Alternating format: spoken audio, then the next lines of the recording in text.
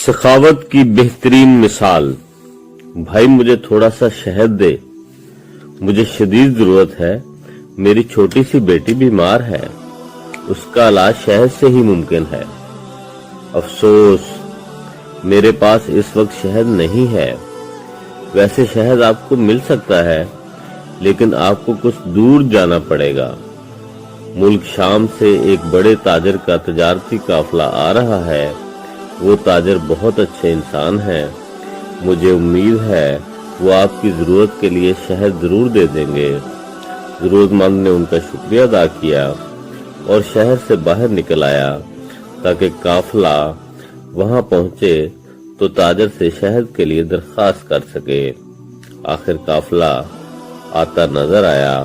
वो फौरन उठा और उसके नजदीक पहुंच गया। उस काफिले के अमीर के बारे में पूछा।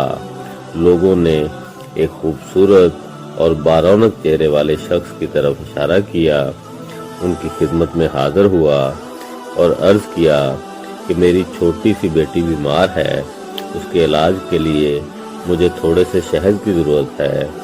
उन्होंने फौरन अपने गुलाम से फरमाया, जिस ऊंट पर शहद के 2 मटके लदे हैं, उनमें से 1 मटका इस भाई को दे दें। गुलाम ने ये सुनकर कहा, आका, अगर 1 मटका उसे दे दिया तो ऊंट पर वजन बराबर नहीं रहेगा। ये सुनकर उन्होंने फरमाया, तब फिर दोनों मटके उन्हें दे दे। ये सुनकर गुलाम घबरा गया और बोला, आका, ये इतना वजन कैसे उठाएगा? इस पर आका ने कहा, तो फिर ऊंट भी उसे दे दो। गुलाम फौरन दौड़ा और वो ऊंट मटकों के साथ उसके हवाले कर दिया। वो जरूरतमंद उनका शुक्रिया अदा करके ऊंट की रस्सी थाम कर चला गया।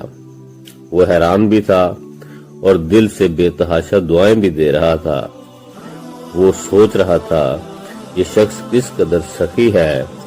मैंने उससे थोड़ा सा शहद मांगा, उसने मुझे 2 मटके दे दिए। मटके ही नहीं, वो ऊंट भी दे दिया जिस पर मटके लदे हुए थे।